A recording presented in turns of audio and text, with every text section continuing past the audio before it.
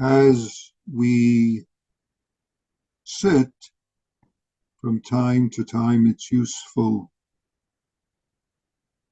to do what we remind ourselves in the practice principles, to notice holding to thoughts, to notice being present and all of a sudden being in a dream of yesterday, tomorrow, should have, could have.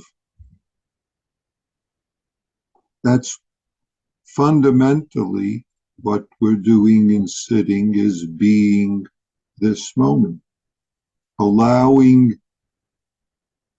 this moment as is, and yet noticing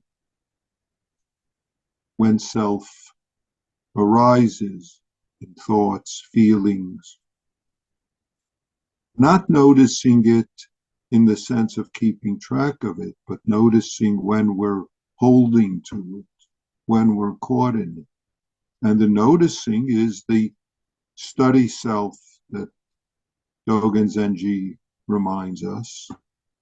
It's being this moment in forgetting self. No problem with ordinary mind, thoughts, feelings, dreams arising, passing, except as we grab onto them, as they seemingly grab on to us. That's where and when a practice effort is called for. Some of you might be familiar with the Diamond Sutra, which ends with a phrase. There's a number of different translations, but I'll pick one of them. A shooting star, a cloud, a lamp, an illusion, a drop of dew, a bubble, a dream, a lightning flash. This is the way you should see, or to say it differently, view this world, this conditioned phenomena, if we say it that way, like a dream, like a bubble, like a shadow, like a flash of lightning. In other words, they arise and pass, as we all know. It's that we refuse to see them as just something arising and passing, and instead we attempt to make something of them that causes difficulty. So, as Dogen says, in the process of being present, if I say it that way, in being this moment, then they can disappear of themselves. Then, as the Buddha reminds Bahia, what is seen will be just what is seen. What is heard will be just what is heard. What is sensed, just sensed. Cognized, in other words, even the thought, even the dream, even the feeling, just what is cognized. And you won't thereby, therefore, therein, Buddha says, if you don't head on, entangle in the thereby, therein, therefore,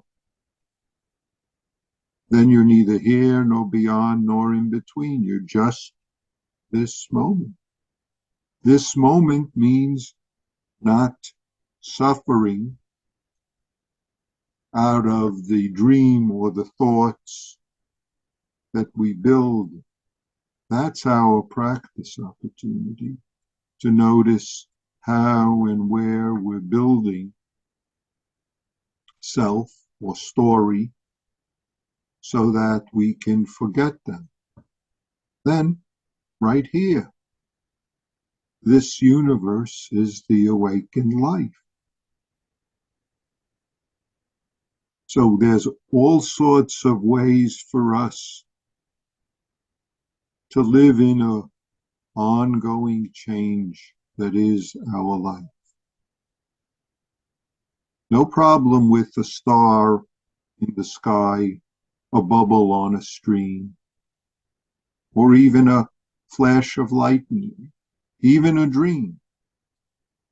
If we can see them for what they are, appearing, disappearing as our life, breathing in, breathing out. If we breathe in and try to hold on to the breathing in, you could hold on a little bit to it, and then what happens? I don't have to tell you, you all know. If you breathe out and try to just hold on to having breathed out, then what happens? At some point of itself, just this moment, being just this is not something we need to create, nor do we need to hold on to our dream of how it should be. We can notice those, just like we notice lightning flashing through the sky, so to speak, or boom, the thunder. But if we try to hold on to that, we discover it's long gone. Except if we hold on to it and make trouble with it, we could beat ourselves and others. That's why the Buddha encourages us. That's why, in a sense, our practice is very simple. Noticing whether when you're formally sitting or in a daily life, how and where you're holding on to a dream story, thought, feeling. You're adding on to it, as the Buddha says, thereby, therein, therefore. And the Buddha encourages us, when you will not be therein,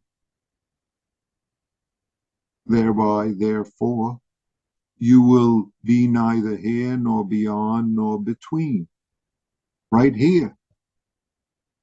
This is the end of suffering, stress, dukkha.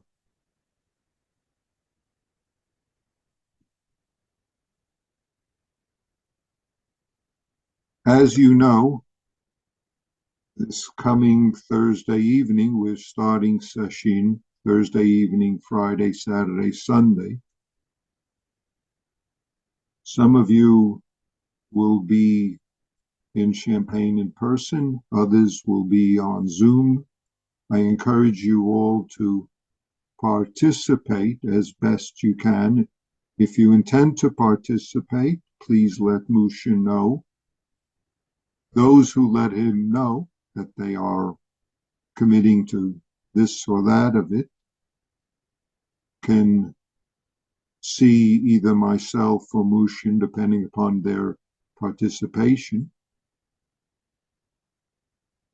And there'll be a number of talks, and we'll begin by continuing what I've been talking about today with case 19 of the Gateless Gate, which is called Nonsense, Ordinary Mind is the Way. So I'll speak about that in sesshin. Thank you very much.